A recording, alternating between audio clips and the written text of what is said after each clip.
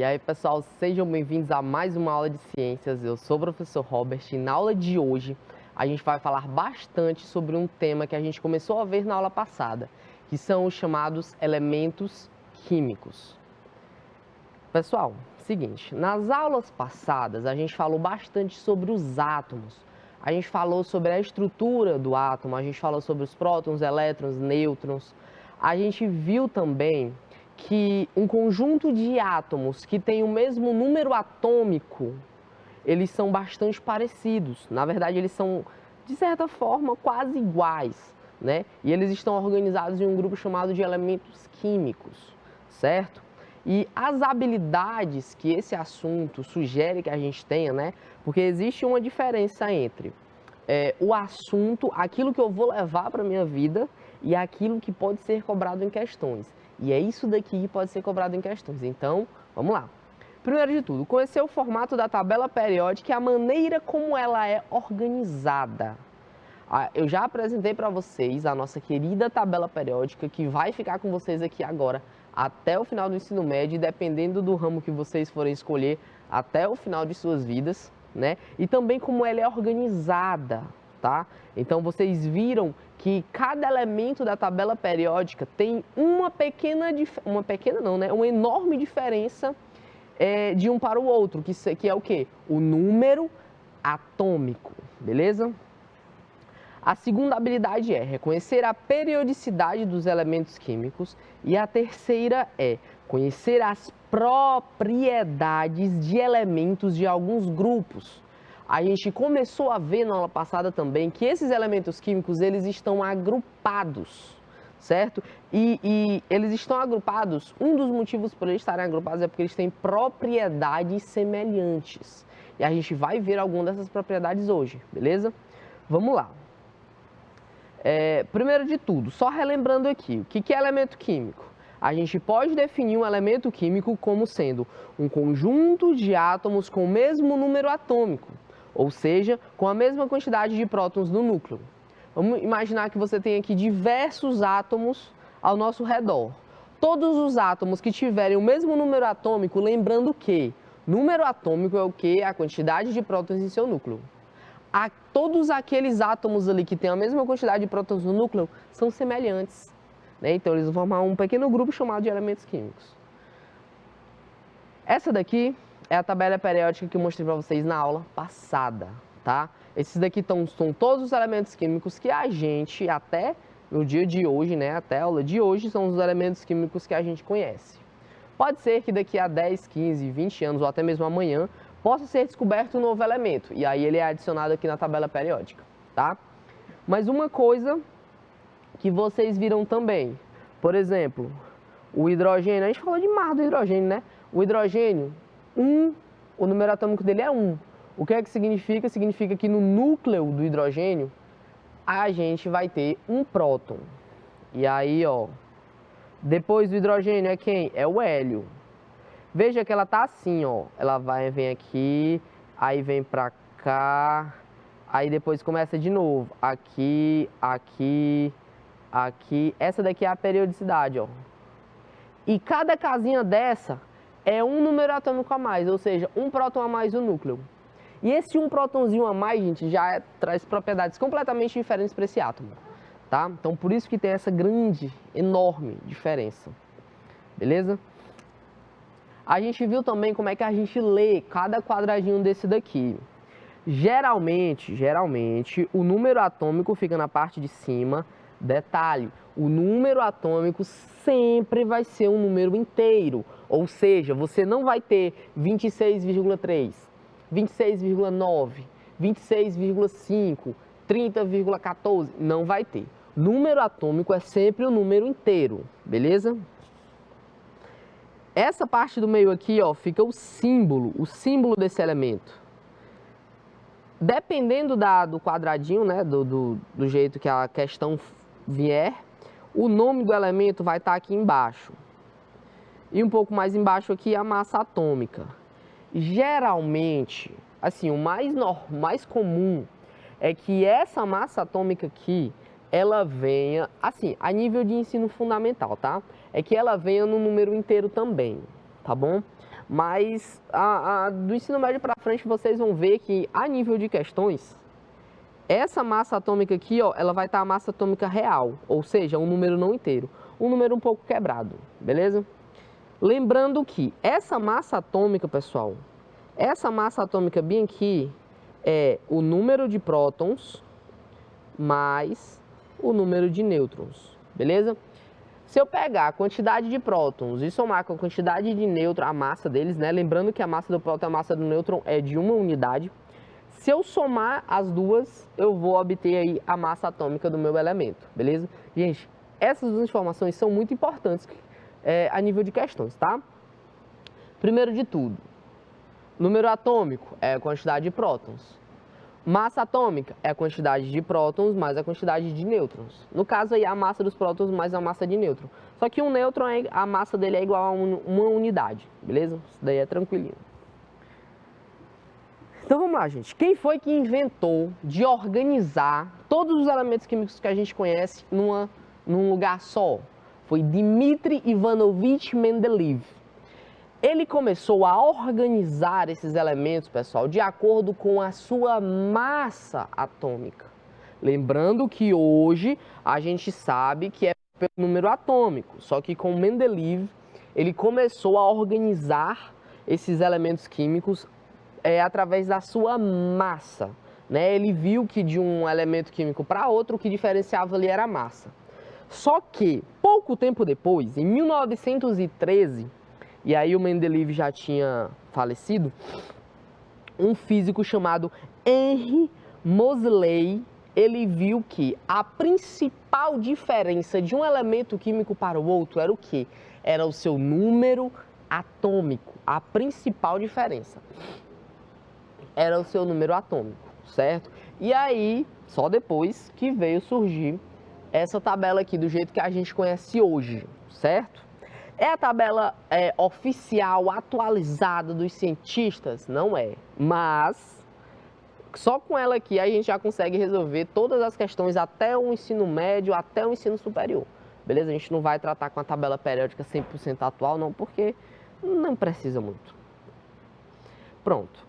Vocês lembram que eu falei para vocês que dentro desses elementos químicos você tem alguns elementos que têm propriedades semelhantes?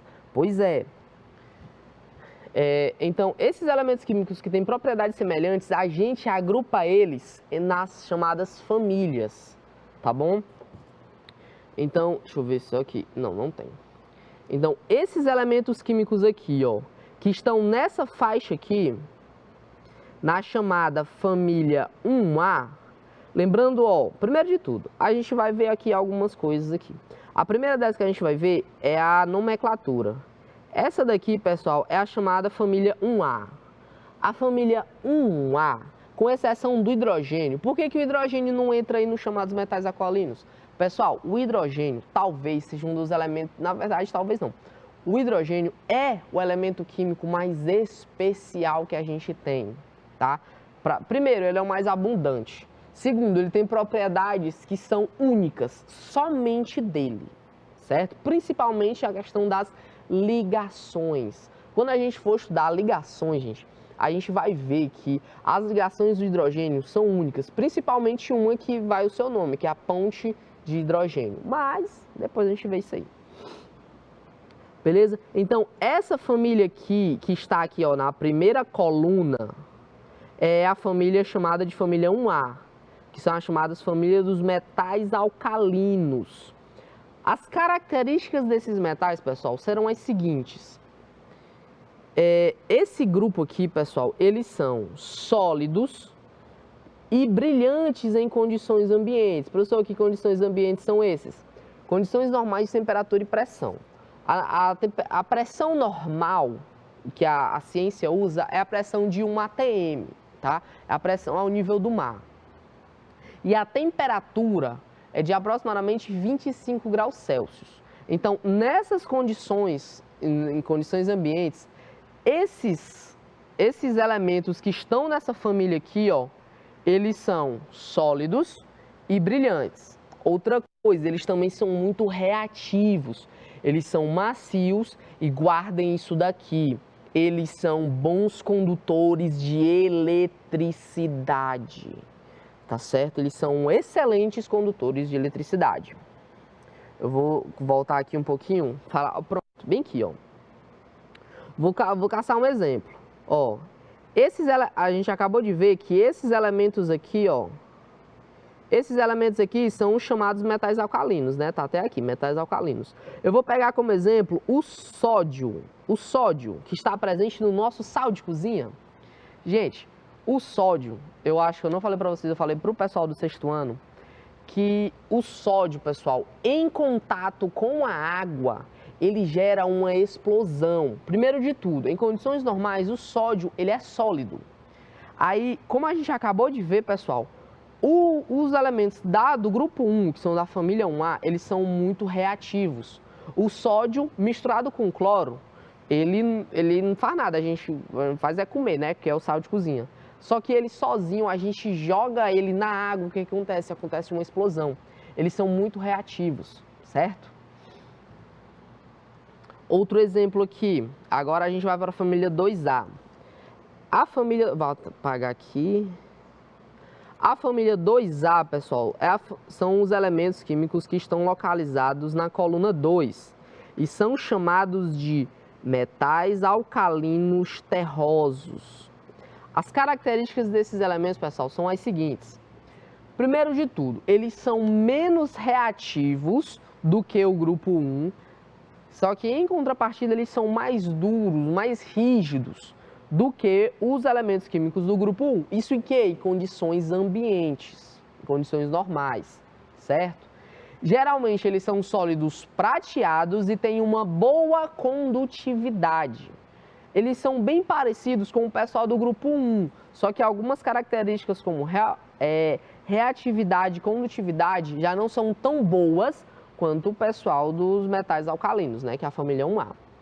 Um exemplo que eu posso dar para vocês aqui, pessoal, é o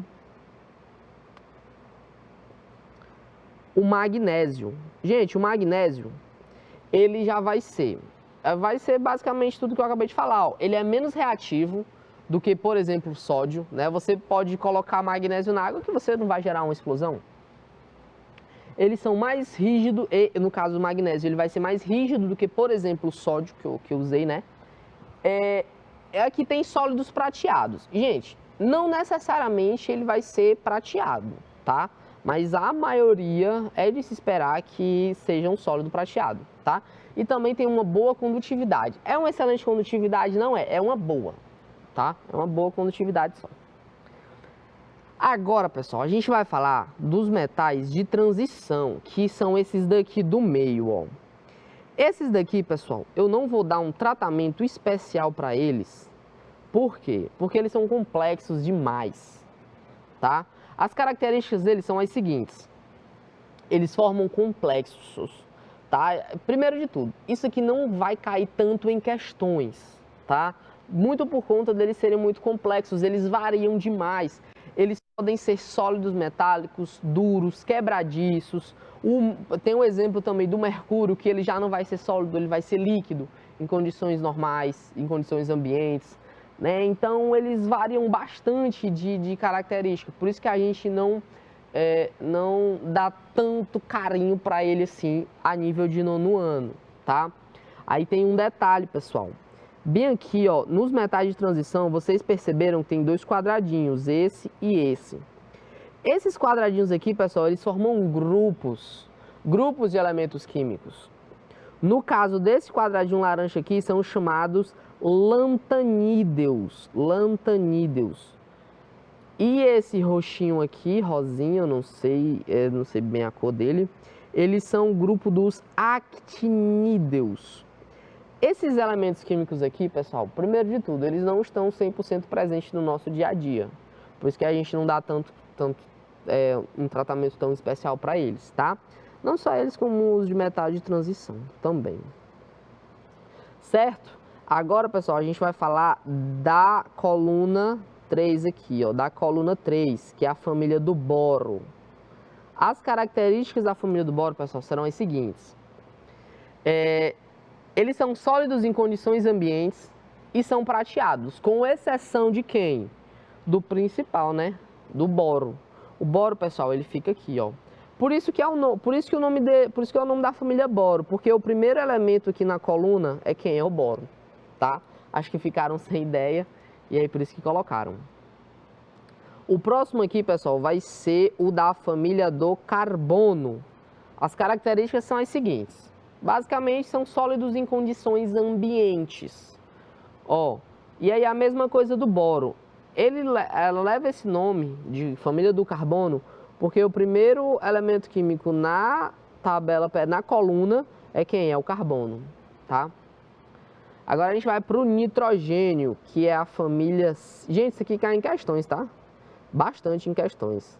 Tipo assim, qual é a família que está localizada no grupo 5A da tabela periódica? É muito difícil cair isso em questões, tá? Desse jeito aqui, mas é mais ou menos isso que cobra. Aí você bota lá, a família do nitrogênio. As características são, eles são sólidos, com exceção do nitrogênio.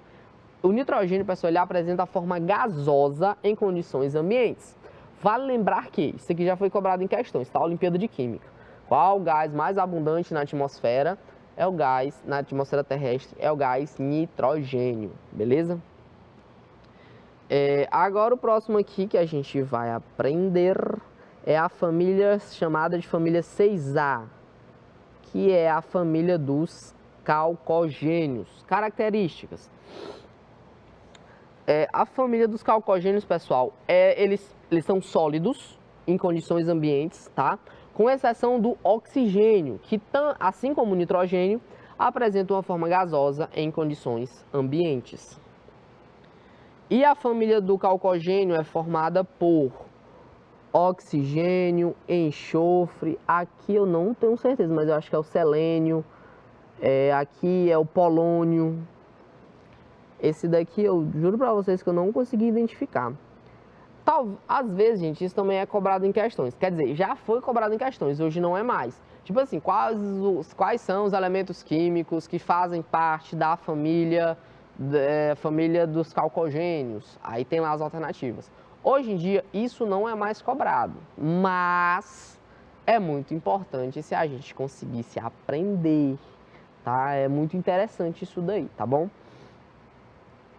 Agora a gente vai para a família dos halogênios. A família dos halogênios, pessoal, tem como característica a principal de tudo que vai ajudar a gente demais lá na hora que a gente for falar sobre ligações. Eles formam moléculas diatômicas e são muito, muito, muito reativos. Eles são maus condutores de eletricidade e calor. Eles são, principalmente, né, são agressivos para os seres vivos e ambientes. Exemplo, eu vou pegar aqui o exemplo do cloro. Vocês lembram que eu falei para vocês que eles são agressivos para os seres humanos? Gente, o cloro, seguinte, eu falei do sódio e agora eu vou falar do cloro. E aí eu vou repetir de novo. Sódio e cloro formam o cloreto de sódio. Cloreto de sódio é o popular sal de cozinha. Então junto não faz nada. Só que o sódio em contato com a água ele explode. E o cloro em contato com o ser humano, o que causa? Gente, o gás cloro, que é formado por 2 átomos desse elemento químico aqui, ele é extremamente tóxico para o ser humano. Ele mata. Em alguns instantes ele mata. Inclusive, infelizmente, essa daqui foi uma das armas usadas por Hitler nos campos de concentração durante a Segunda Guerra Mundial. Então ele colocava algumas pessoas em câmeras de gás e aí um dos gases que ele usava era esse gás cloro aqui. A pessoa inalava esse gás e aí ela chegava infelizmente, a morrer, né? Esse foi talvez, o período mais sombrio de toda a humanidade, né? Que foi o período da Segunda Guerra Mundial. Muito por conta do Hitler, né? Então, como eu falei para vocês, né, os elementos da família dos halogênios, que é a família 7A, uma das características dele é que eles são muito agressivos para os seres vivos, beleza?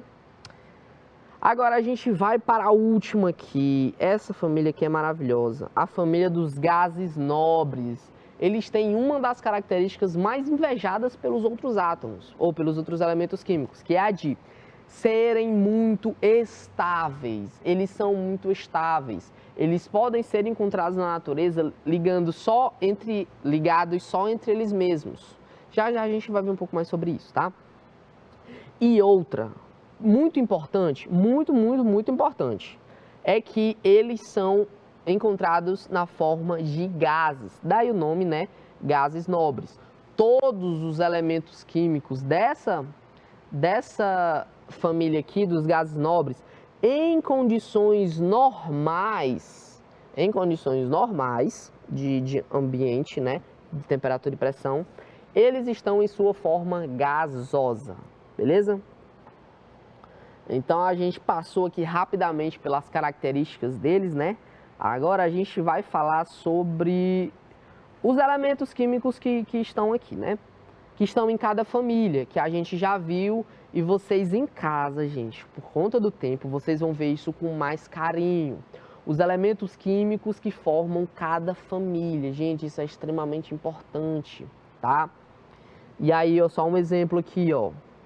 O grupo 1 corresponde à família 1A, que corresponde à família dos metais alcalinos, que são formados, por exemplo, pelo lítio, pelo sódio, pelo potássio, pelo rubídio, pelo césio, pelo frâncio.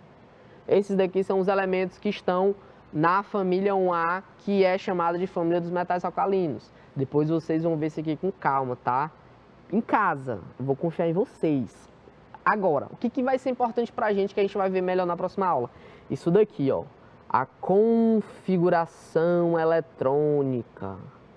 Vocês vão ver isso aqui com muito mais propriedade no ensino médio, mas não custa nadinha a gente só ver aqui, né?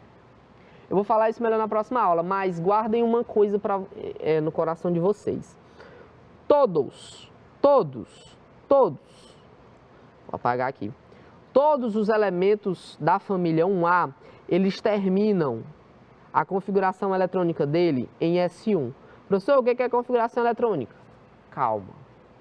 A gente vai ver isso melhor na próxima aula. Mas vocês têm que aprender isso daqui para entender. Para entender a aplicabilidade no caso, né? Todos os elementos da família 2A terminam em configuração eletrônica S2. Todos da família 3A terminam com S2P1. Todos da família 4A terminam com S2P2. Todos da família 5A terminam com S2P3 e assim sucessivamente. Só aprenda isso daqui para depois a gente ver um pouco melhor a aplicabilidade, tá bom? Mas por enquanto confia em mim. Beleza. Esses daqui, gente, são os elementos de transição, né, que eu falei para vocês aqui, que a gente não vai dar tanta importância para eles, porque eles são muito complexos e pouco cobrados em questões, mas não custa nadinha a gente aprender, por exemplo, as características deles, né? A gente vai falar um pouco aqui, gente, sobre a camada de valência. Seguinte, essa camada de valência, pessoal, é a última camada de distribuição eletrônica de um átomo. Essa camada também é a camada mais externa, também é a que fica mais distante do núcleo atômico. Professor, não entendi foi nada. Gente, seguinte, vamos brincar um pouquinho no simulador aqui. Observe aqui o que eu vou fazer no simulador.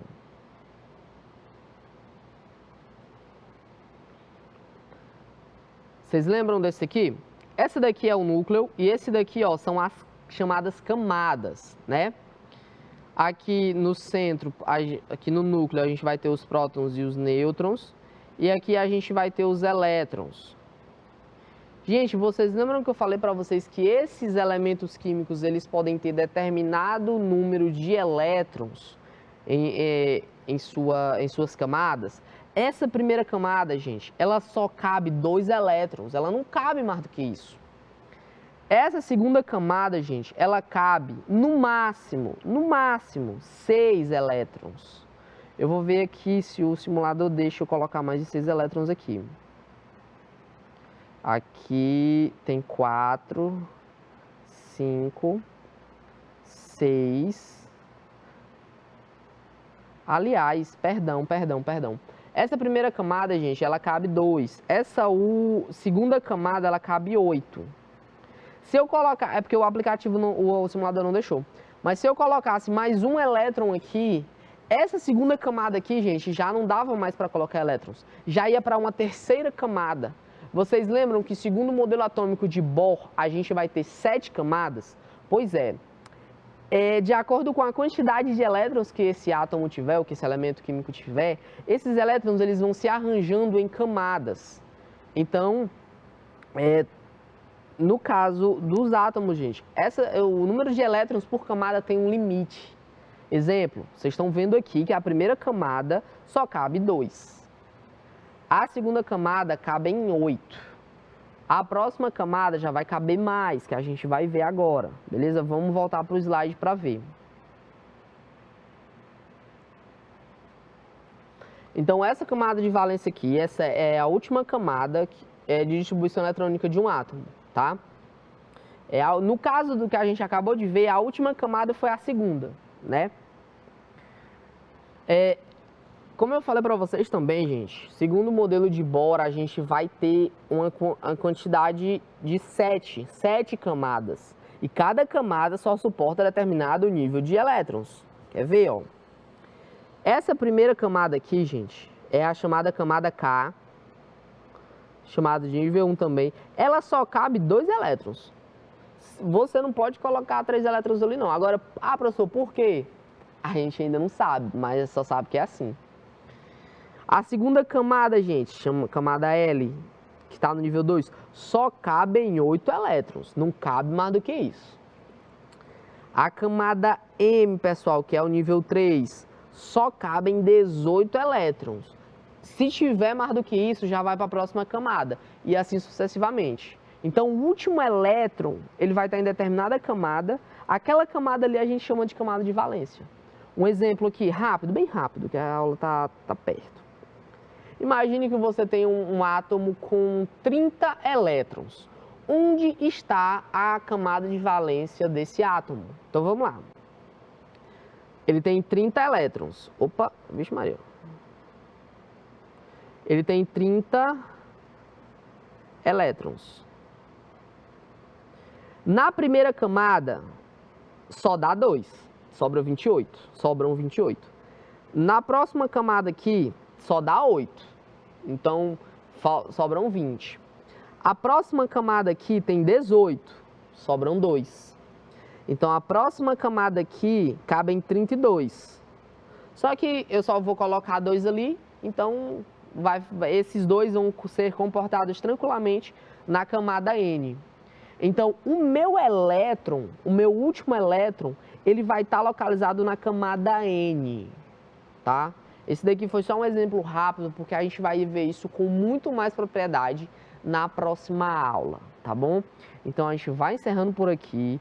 Eu vou confiar em vocês, de que vocês vão ver direitinho cada elemento químico de cada família, beleza? Então, fiquem bem e na próxima aula a gente faz mais exemplos.